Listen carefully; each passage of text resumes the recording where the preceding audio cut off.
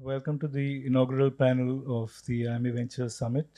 My name is Arumugam. I serve on the board of IIMA Ventures. I'm going to take a few minutes to introduce and welcome our panelists. We have a group of stalwart panelists, just the right people for talking about deep tech in India today. I'll begin with the youngest first, Pranit Mehta. Pranit is the co-founder of GalaxEye, a space tech startup. He'll tell you more about it. He's alum from IIT Madras. He did not take up a job. He pretty much moved into becoming a deep tech entrepreneur right out of campus. Professor Ramgopal Rao is the group VC of BITS Pilani campuses. He earlier served as director at IIT Delhi. He's taught extensively at multiple IITs, including IIT Bombay for a long time. He is a recipient of the Bhatnagar and Infosys prizes.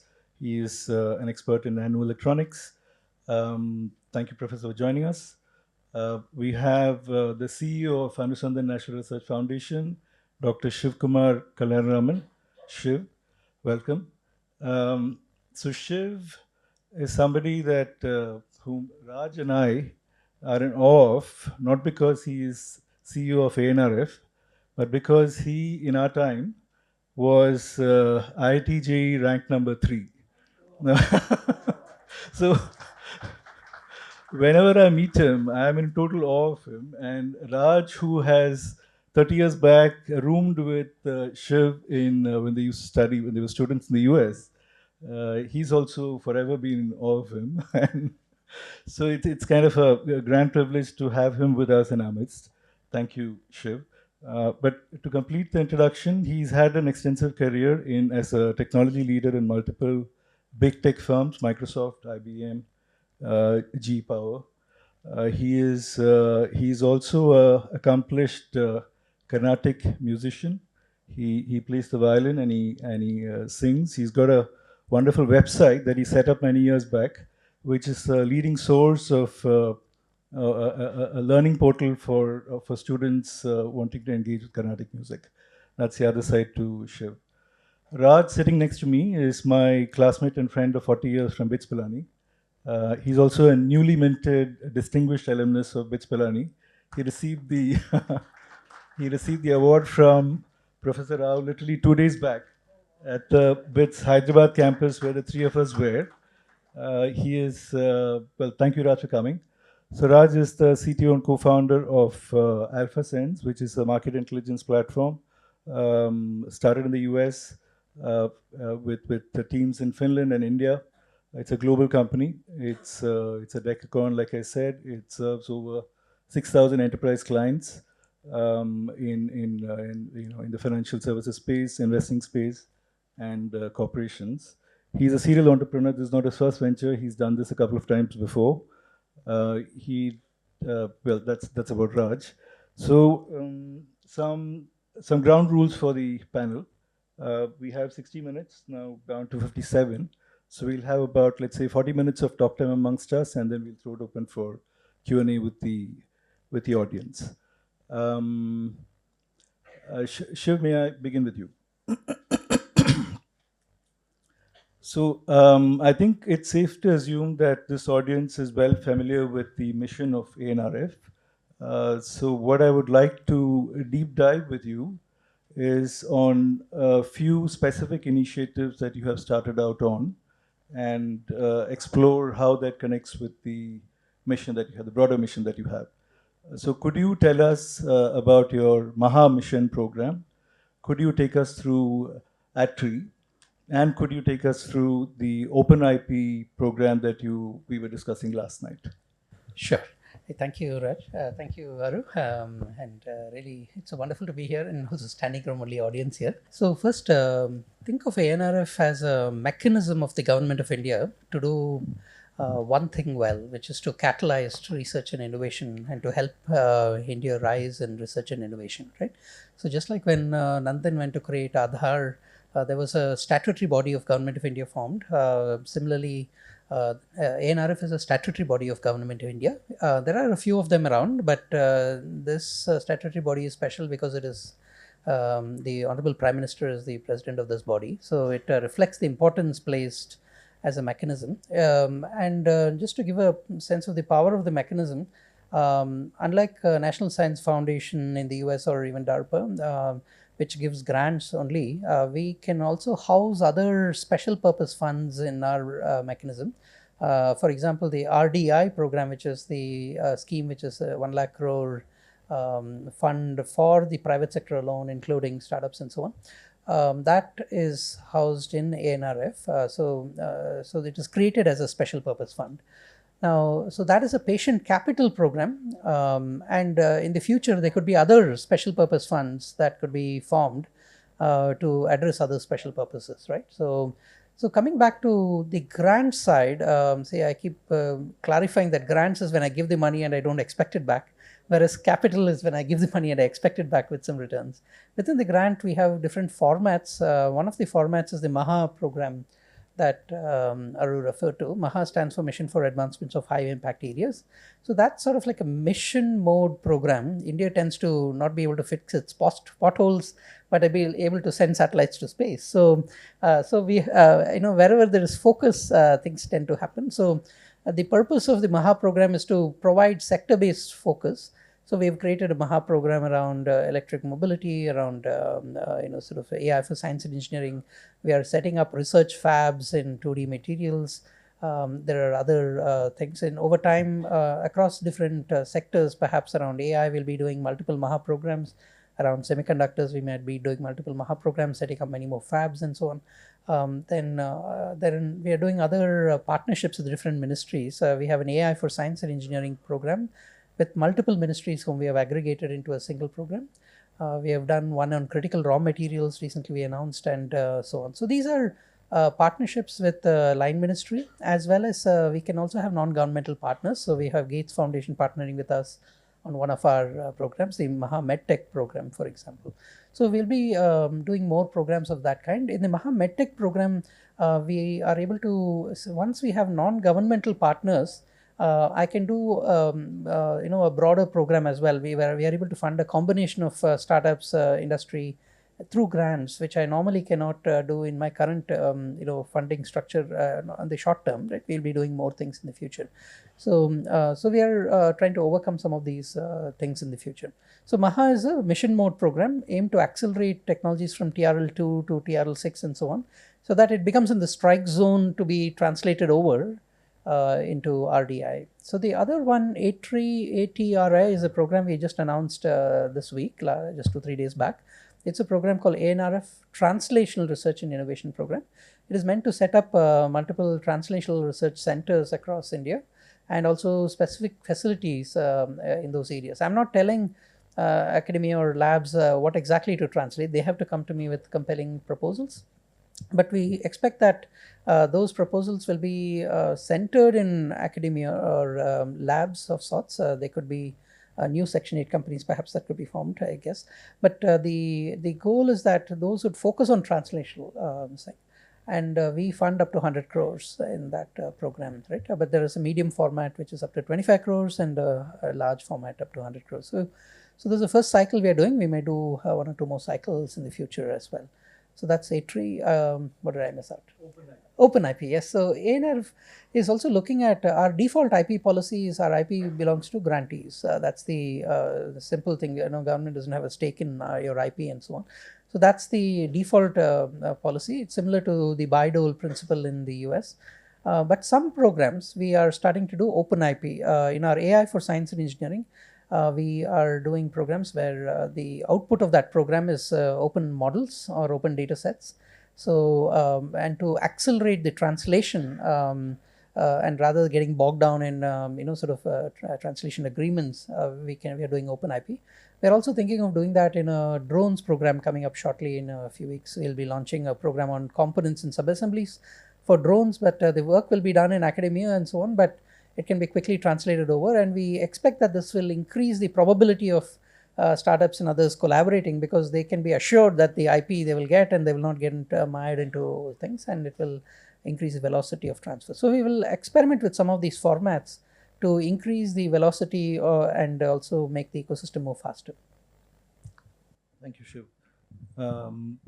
So I want to dive a little deeper into A-tree, specifically because I know that Professor Rao is an expert in the whole domain of translational research.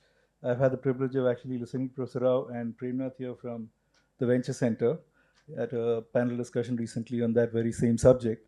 So, Professor Rao, what do you have any comments, insights into what Shiv is planning with ATRI?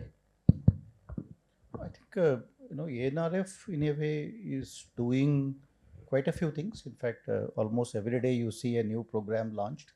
So I think following up on what all ANRF doing is becoming a challenge now for academic institutions. So, but I think a lot of good things are happening. I'm sure some of these programs, will also eventually yield results. So, you want me to continue or? Yeah, yeah. So thank you. Yeah.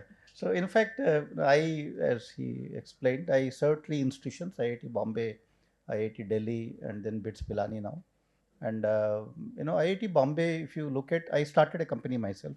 In fact, every second airport in the country today uses an explosive detector, which we developed in my group at IIT Bombay.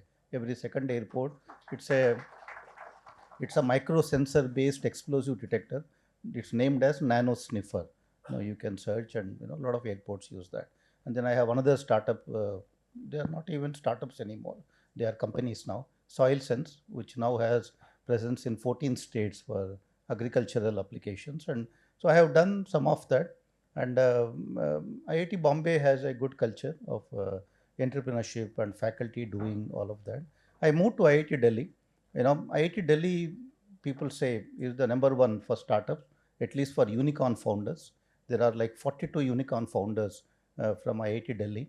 And I wanted to understand why, what is that IIT Delhi is doing so right, that it has been able to produce so many unicorn founders, right? That was my first question, because if I understand that, then I can strengthen that whole pipeline, that whole ecosystem, and all of that. So when we started looking at the whole scenario, nobody could explain to me why IIT Delhi did so well in unicorns, right? In creating unicorns. But if you look at the list of unicorn founders from IIT Delhi, right?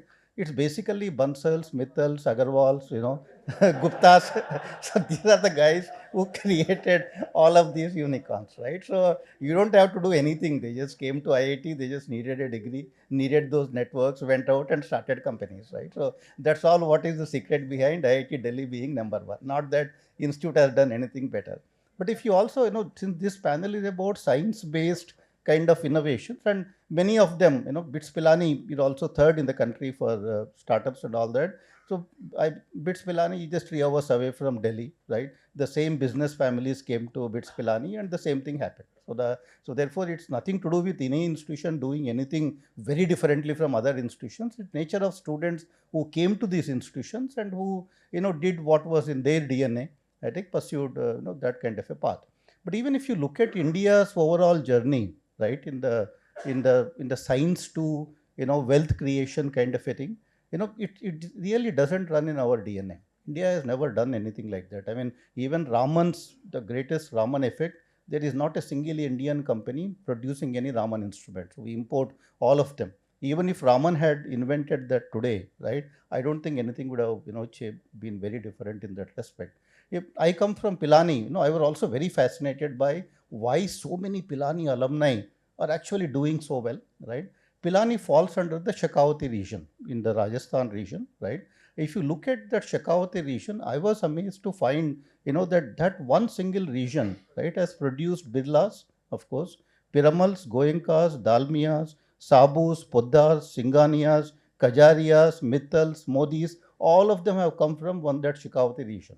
So Pilani is in that region, right? It's like a startup factory in the desert kind of a thing, right? All of them have figured out, how to create wealth, more wealth out of wealth. If Birlas do something, they invest 3,000 crores, and within 2 years it becomes a unicorn. They don't talk about it. They don't even use this term unicorn and all of that. Because all of these companies, basically in minerals, cement, right, anything that you name, right, in all those sectors, they have figured out how to build, large conglomerates operating out of India, and which are contributing to the GDP of the nation, right? So this is what is the Marwadi kind of a culture, or whatever you want to call it. So that wealth to more wealth translation, our people have figured it out. So now that they do very well. But science to wealth translation, right? That now is a new ball game for all of us, right? How do we do that? How do we strengthen that ecosystem? What do we need to do? I think we are all trying to figure it out, because it doesn't run, in our DNA right now. I think that is where a lot of things we need to do. And India has also figured out, if you give us money, right? Money to knowledge, the funds to knowledge translation, we are ranked today number 3 in the world, right? India produces, in terms of publications, number 3 in the world. But so therefore the fund, the wealth to knowledge, that we have also done now, right? But that knowledge to wealth, right, the reverse of it is currently not really happening. So that is where we all need to figure out, whether it's IIM Ahmedabad or BITS or IITs, all of us need to see, what more we need to do in order to do that. And the biggest problem is also, the way we run our institutions, right? I mean, everything starts with a project, right? You have a problem, the problem becomes a project, right? The project, out of that project will come a few papers, right? And since everybody now is looking at patents, and since patents are also valued for promotions, people are also filing patents. So we are now 6th largest in the world for patents, 3rd largest for publications, and it stops there. Then the PhD student graduates, and next student comes in, and then again the cycle continues, right? You take another problem and another few more publications and patents. Now the next step is from those patents and papers to prototypes, right? How do we, not everybody can build prototypes. That expertise doesn't even exist in many laboratories in India today. Out of those prototypes need to come products, and that's a huge valley of death, a prototype to a product, and those products generate more profits, and those profits feed back to solving more problems. I call that the 7P kind of a paradigm, right? It all has to be a loop, right? When that loop is broken, if everything stops with patents and publications, that is what we see in the country, it doesn't really move forward. That is where, I have been, in fact, I have also written to, ANRF, I have written to, PSA and all of that. I think it will eventually happen, because everybody is aligned with that idea. We need to create more institutional pathways, right? Not every faculty member can figure out how to start a company, right? That's too much to ask for, right? In this country, Lakshmi and Saraswati have never been together. We have never, treated them. And I mean, even the Bollywood has always starters that, have you ever seen a professor who is rich? Never, right?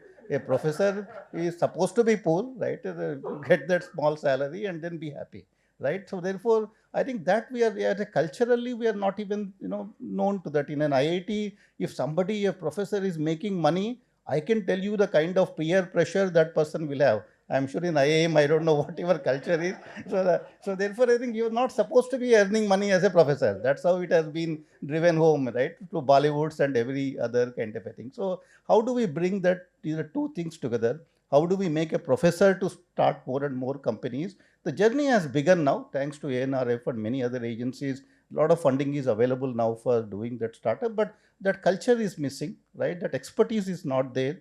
Now to do that, we have to create more institutional pathways. We need institutions between academia and industry. Industry doesn't look at anything at TRL 3, TRL 4. They are looking at 7, 8, right? But who will take from TRL 3 to 7?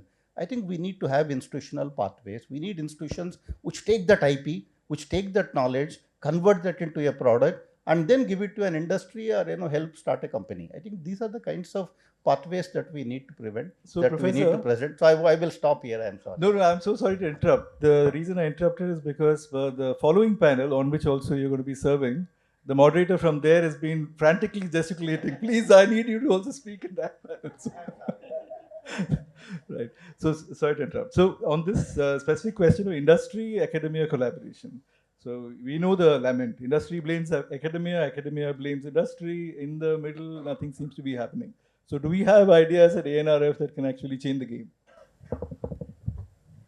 So look, I think we mentioned the Maha format, right? So there we are inviting proposals. It might be academic or rooted or in labs and so on, but we are asking for industry collaboration, right? Without industry collaboration, those proposals will not be competitive.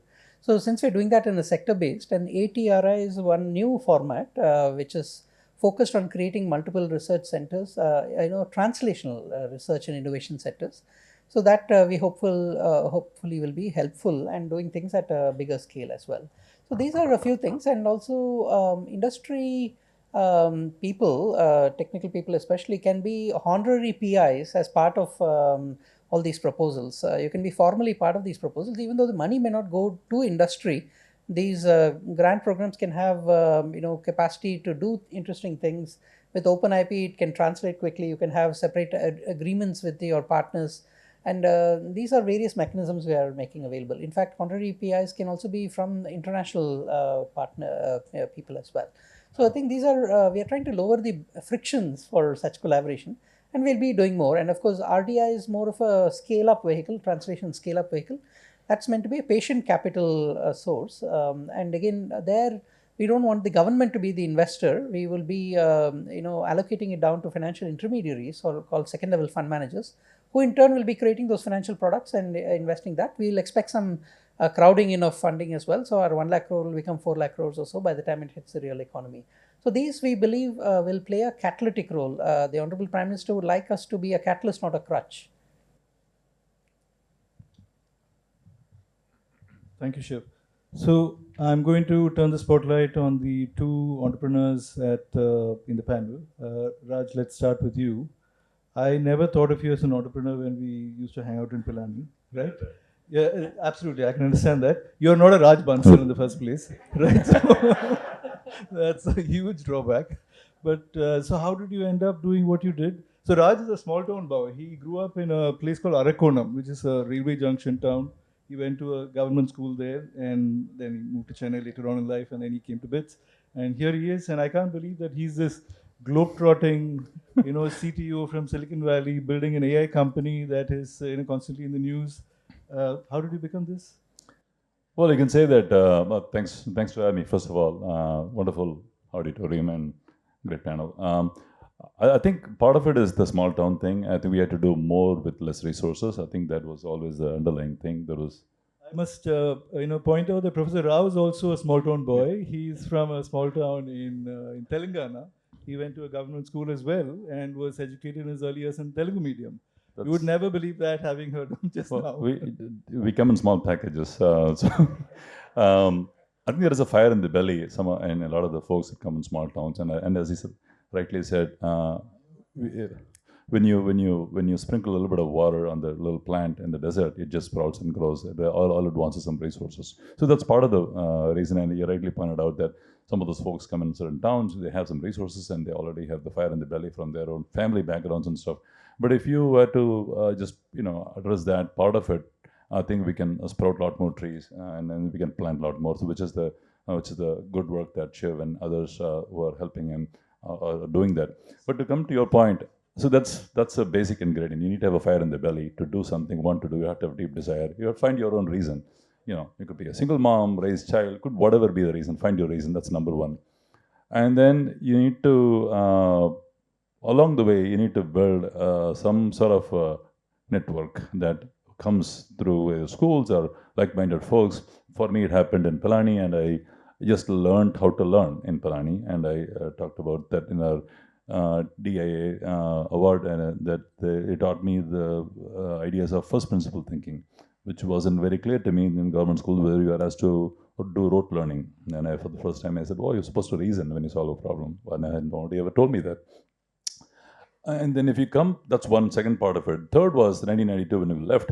India was still in a socialist, sort of a socialism type thing. Coming out of that, I had never seen value creation happen until then. I saw a little bit of it when I went to Mumbai, how enterprising people were. For me, it was a big learning going from Chennai to Mumbai. If that can happen in Mumbai, when I came to the United States, just the number of products they had, even in a small office, to solve a problem, there would be a custom stapler for one. There just number of products were just prolific. I was like, why do you have so many people? Would just always excuses for, oh, I don't need to do the product, I just did and make it myself. But instead, they would think of making a product to solve a particular problem.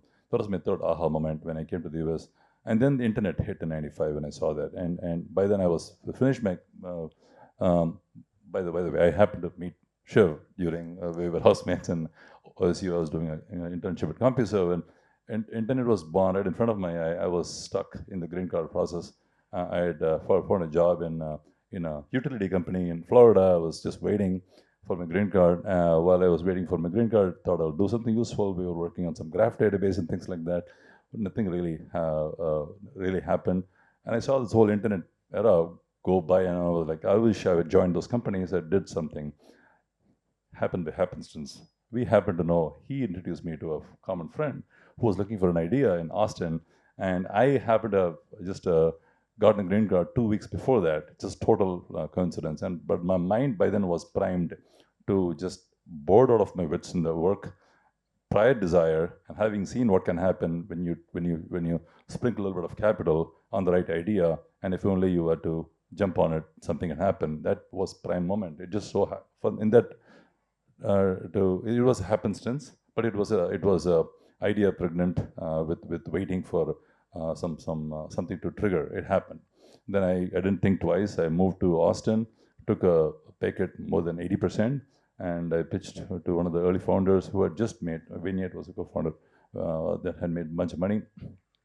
And voila, someone wrote a check. I was like, I had nothing else but just this idea. It was a kind of a Zillow before the Zillow. It was a little early, but then someone wrote a check. And then I realized that someone is willing to take a chance at you. You don't have to have a pedigree. You don't need to be a Shekhawat. You don't need to be a Bansal. Sorry, Bansals.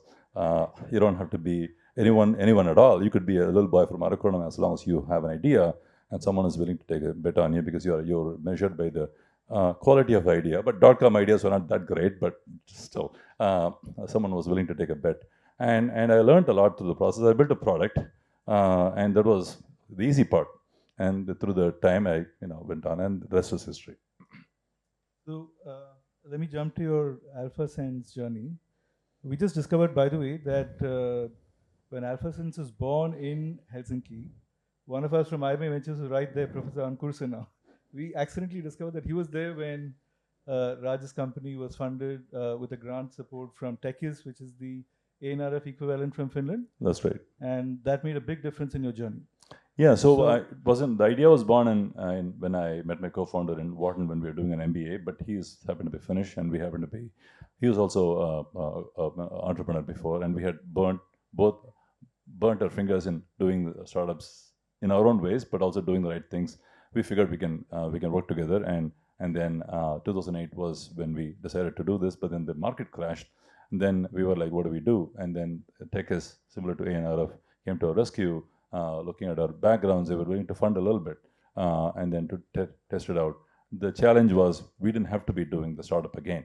We could be making 100 times more, doing something else. So that was the bet, and it happened in Helsinki with Techis, and that provided the foundation for us to go and test out our ideas. And we came back and kind of reported the results. Essentially, we reported to them in some ways for a while until we matured the product with some level of value, and to say that this is worth pursuing, and that happened over stages.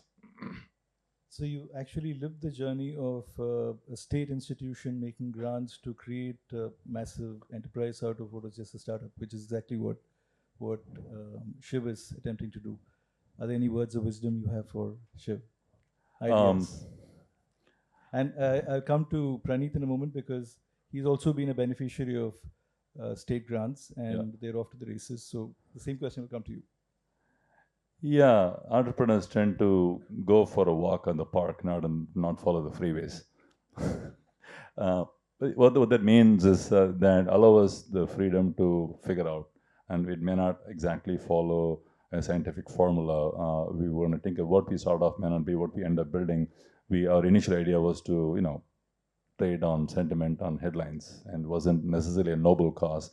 And don't expect us to we're going to solve the world's problem, solve the water shortage. Often don't start like that, because we all start with some desire, a greed of some sort. You can call it greed, you can call it desire, whatever you want. Don't look down upon that. If you start with a super noble goal, you never go anywhere. You need to start somewhere. Let them find that desire, find their calling, and just support that. Trust them to figure this out, and just guide them. Maybe they won't get to where you want it to be, but wherever they end up, it may be a different kind of a goal path, not the goal path that you want. It's still a goal path, and so I think that freedom is critical. And some of them may fail, but some of them may succeed, but you have planted something new in the desert. Thank you, Raj. So we'll shift the focus to Pranit for a bit. Pranit, you want to just give a summary of your journey at IIT, Hyperloop, and then GalaxEye? A brief word on what you're doing at GalaxEye. Sure. So, first of all, thanks. Glad to be here, managing the median age of the panel. So,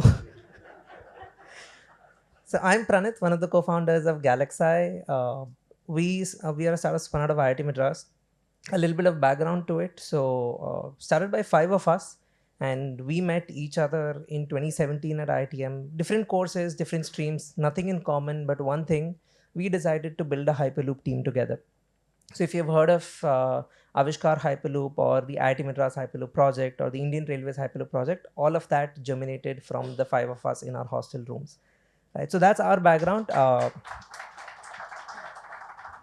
I think that's when we started out, we had nothing. Disclosure: I come from a Marwadi family, but none of the clans that's mentioned. Hey boy, aren't you? Yes, so That native cured you. Rajasthan. We've been in Chennai for 3 generations. I think far away from that clan. You went to IIT Madras. That's what made you Yes. different. Marwadi Business Association. I have an MD here.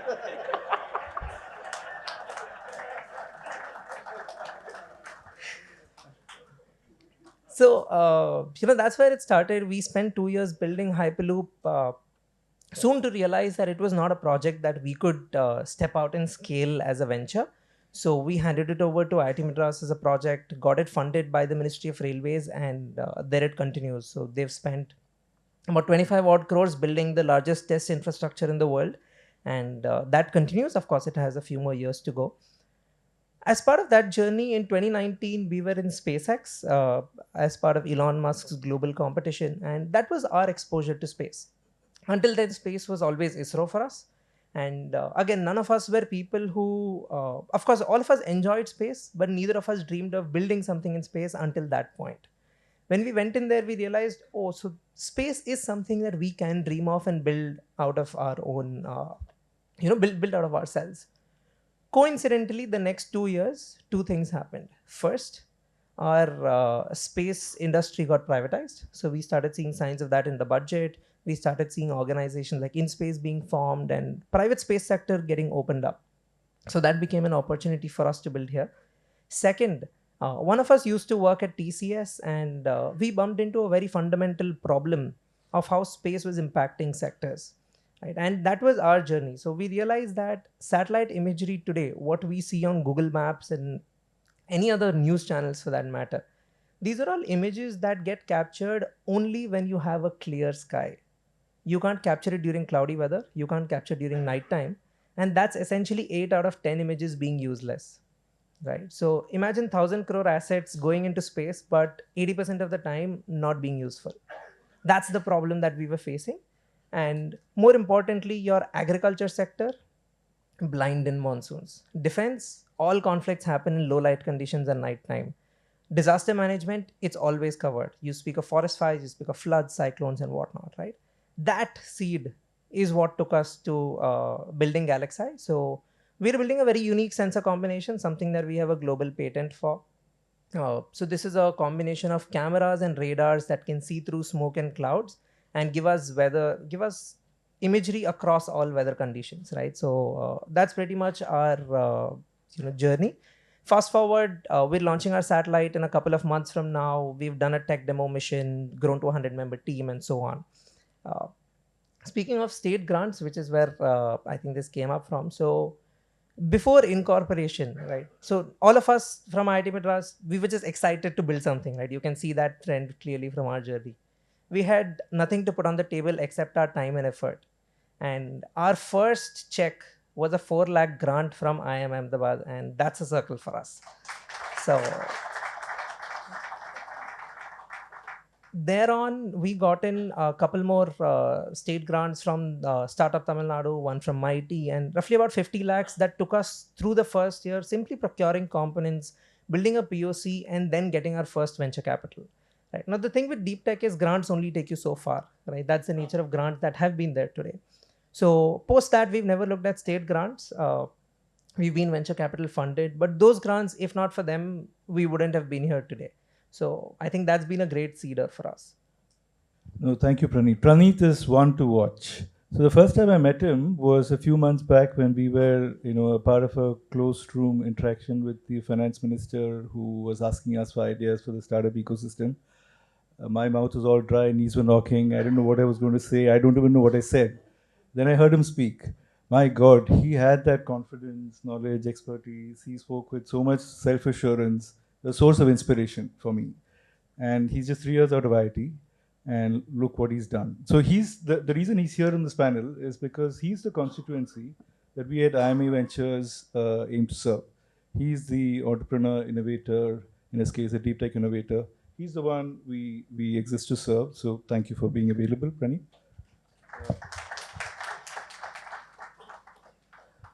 So Shiv, back to you. I know we are, we just have 15 minutes now. Or maybe let's do it another way. Do each of you have any ideas for Shiv? The question that I first posed to you. Pranit, is there any specific idea you want to give to Shiv? I think they're already doing a lot. So one of the things that, if I look back at our journey, what could have probably reduced 1 year of our development is the domain expertise. Right? None of us came with space backgrounds. We were just, engineers looking to build something. Right? That's how most people from such universities come out with.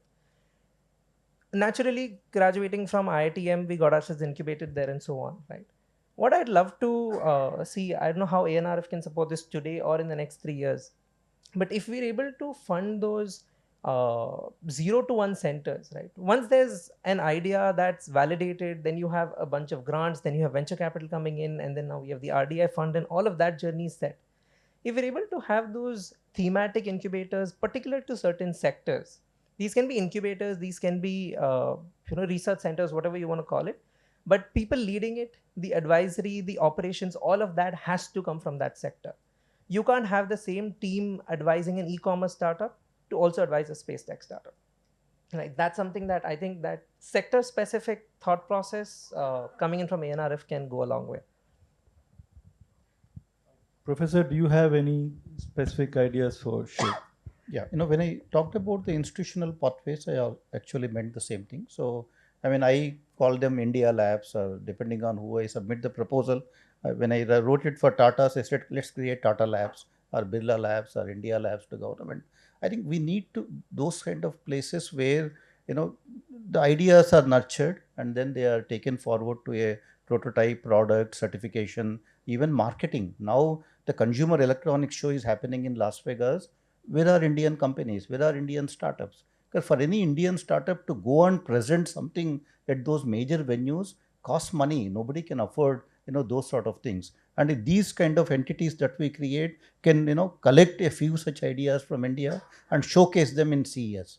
I think that's also something that we need to do. So we need to create those institutional pathways. Expecting a faculty member to do all of that or a student to do all of that, in the deep tech ventures is going to be very difficult. The second idea I have for him is, he's not like a typical government kind of a guy, right? He's like an industry and IIM kind of a person. So a technology person. Failing with government money is always a problem, right? The lowest grade you can get for any government sponsored project is satisfactory. If it is below satisfactory, the person who funded you will have a inquiry against him, right? That's how the government systems work. So we need to build those guardrails, right? While ANRF, all government agencies will want to fund many startups, the success rates are going to be only 10%. And if any of those startups fail, I think the people who supported them or the startup founders themselves should not be facing all these legal challenges and all the CAG and CBI, all of them, were coming at their doors. So I think that building those guardrails for government funding of startups is very, very important in my opinion. Including for Shiv himself. So it's super important. So, no, thank you for that, Professor. So I remember, Pranit, we spoke about, you reminded me about the birth of NAVIC and how its genesis lay in the fact that at the time of Kargil, the US denied us use of the GPS system and there were consequences, and that gave the sense of urgency for us to develop Navic. I kind of subsequently connected the dots with what I found on the CSAR website, which talks about how, kind of in a celebratory tone, talks about how India has always been good at denial tech. When we are denied something, then we do our best. We are pushed to the wall. We go and figure it out and come up with answers. So they gave examples like Amul, milk powder, or Param, the supercomputer. In both instances, there is a history to how denial of services or some kind of a strategic context that led to this. So these are some of the big picture mission elements that you're striving to solve for. How to make this systemic, how to create an ecosystem where we become really good at it, how despite our resources being nowhere near where America and China can throw at the problem, we should still be effective. So we need to be smarter about it. Are there any thoughts you have on that? Look, I think I would say two broad thoughts, right? One is we are going to be experimenting with a lot of formats, right? One of the new formats we are planning is an ANRF challenges formats, okay? And that it can take a wide spectrum. On the one end of the spectrum, it can be like contests that are firing up undergraduates and so on, undergraduate research clubs and other sorts of things in collaboration with external entrepreneurs. And then the other end of the spectrum, it can be like the X Prize or classic DARPA challenges. Somewhere in the middle, it can also be industry challenges. That's why I'm encouraging my friends here in the panelists to commit to giving me challenges which we can do together. The second aspect is partnerships. The reason we are trying to do partnership is because as India grows from say 0.7% of GDP of investments in R&D towards 2% or more, it is not that all that money is going to come from the government. We want to be a catalyst to crowd in more capital and more investment coming in the research and innovation ecosystem. So that's why I have generally many of the new things we are doing, we are encouraging partnerships to happen as part of that. So one of the challenges, I can go to the Gates Foundation or the Vadvani Foundation and so on and do large deals with them, and they partner. And by the way, I can do deals very quickly. You would be surprised for a government organization. I can decide in 15 minutes. I can do deals in less than a month and move on, right? And then, for example, with the Gates Foundation, we did a deal in about a month or two, and then we launched a new program around medtech. Within 3 or 4 months, and this was all just as soon as I joined. Now the processes are faster, I can do it faster, right? So you'll find us incredibly agile, if there is skin in the game. So one of the big challenges we face is that I cannot aggregate, support from diaspora or CSR and those sorts of things, which I can. I have the statutory authority to be able to do that. So one of the challenges I'm leaving open to IIMA and so on is, can you, okay, I'm willing to partner up to $1 billion, okay, how about that, okay, and and also new formats we can evolve and so on, and also some of the ideas that have been mentioned, we are open to doing new things, right? So the only thing is, as a public institution, I will do things in national interest. I'll have to formulate all the good problems that are given to me and ideas into solution elements, and then I have to package it into a new format or a pattern that we can get going. The other thing I'd love to ask all of you is also, please think of challenges. You have so many entrepreneurs in the room. Tell me where to put my money. Okay, I can't be more explicit than that, right? Tell me where to put my money. I mean, don't raise your hands immediately, okay? Not in your company, okay? But in your thing. But in terms of what kind of either formats or areas or challenges, etc., right? So we'll find a more structured way. I would urge you to maybe work with IIMA. And Priyanka, maybe you're going to get a flood of opportunities to tell me, and so that we can structure it appropriately. So that I want to do. The other constraint is that in government we tend to do many things badly. I do not want to do that. I want to do a few things well and at scale. So subject to these broad considerations, that is, public funding has to be accountable and saying it's your taxpayer money. Therefore, I have to have some guardrails. We will be bold. We will do things somewhat different from, say, DARPA, but we will have similar outcomes. But I need you all to be my partners, okay, to figure out where to put my money. And guess what? We will have more money. Okay, so picture abhi baki hai. This 1 lakh crore, 50,000 crores. This is just a teaser of things to come. So thank you to all the panelists. Thank you to the audience for a really fantastic session. But we aren't done yet. I told you in the beginning that Shiv has another identity as a as a very proficient Carnatic music specialist. He plays the violin and he can sing. He's been gracious enough to accept an invitation to sing for us just now to conclude the inaugural panel. Okay, so this started off in the wrong place, but so I first said that one of the challenges could be that can AI sing Carnatic music? Okay, that is the goal, an example of a challenge and sing. So here's a challenge, right? So can it sing like me? Can it sing, either a composition or extempore kind of things, right? So anyway, so I will just present a small, sort of composition, which is a very famous one. And there's also there's a film on this called Alai Payude. I don't know whether you've seen it. How many of you have seen? We'll get it here. None of the Bansals will get it, yeah. Okay. So thankfully, due to the beauty of the phone, I have a tanbura right here. Okay. So, so I've taken the lyrics from my own website because I keep forgetting stuff and I'm out of touch. So this is a song called Alai Payude in the Ragam Kannada. It is a song on God Krishna about how the mind goes aflutter when you see him, and by Utukada Venkata Subbayar. Okay, and see all the lyrics, everything is there. Can't you build a foundation model for Indian music? Okay, that's the challenge.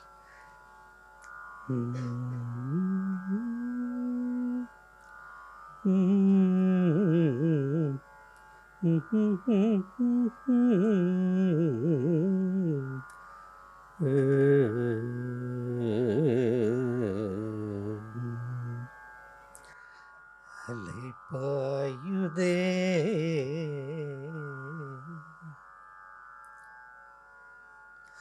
Alaypayude Kanna en manamiga Alaypayude Kanna en manamiga Alaypayude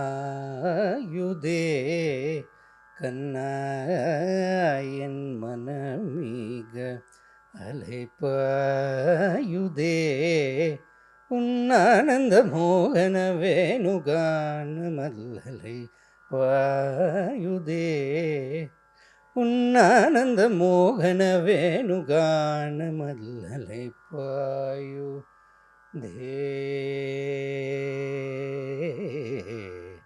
Karna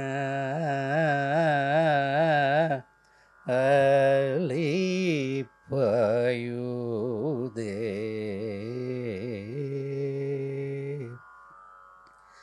நிலை பெயராது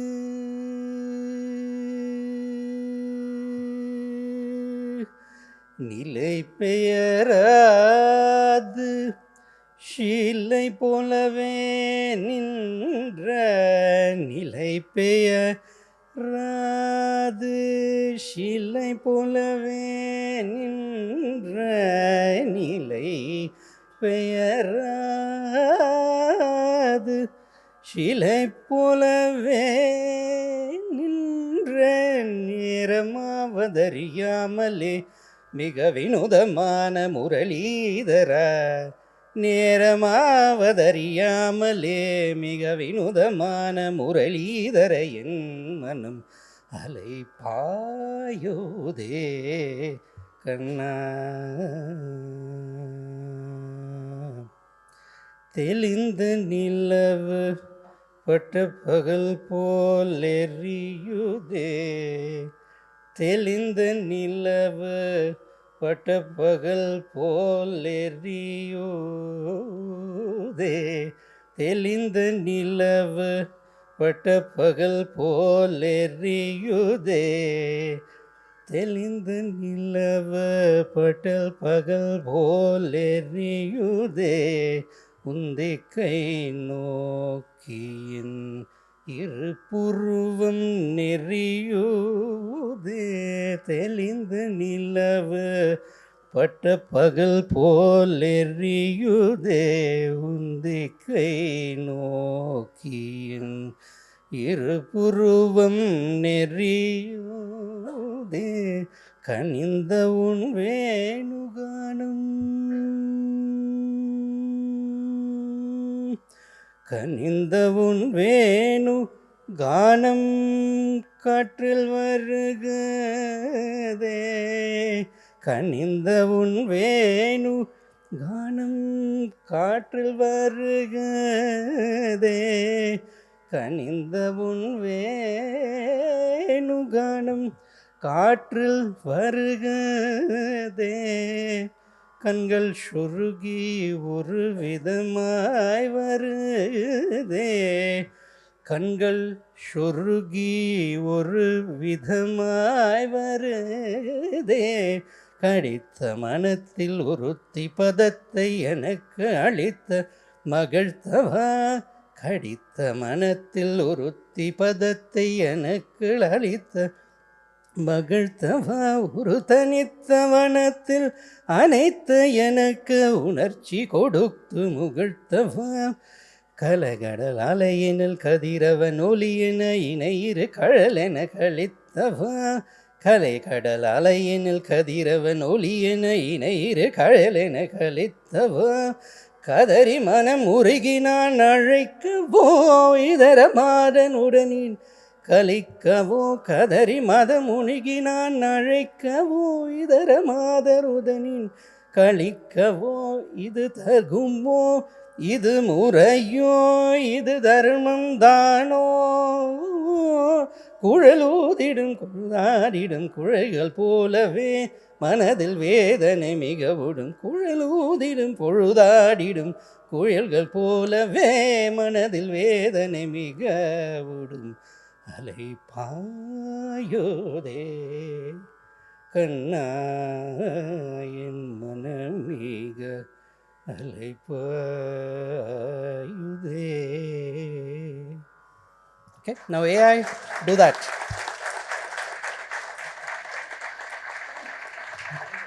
That was truly divine. Thank you so much. Thank you so Challenge much. for AI to do this. Okay. The- CEO, he can give money, he can also entertain you. So Yeah. that they can do more. So next, Raj is going to. Thank you again to the audience. Thank you for your patience. Thank you for all the questions. Sorry we couldn't take all of them. Thank you to the panelists, Professor Rao, Shiv, Pranit, Raj. Thank you very much.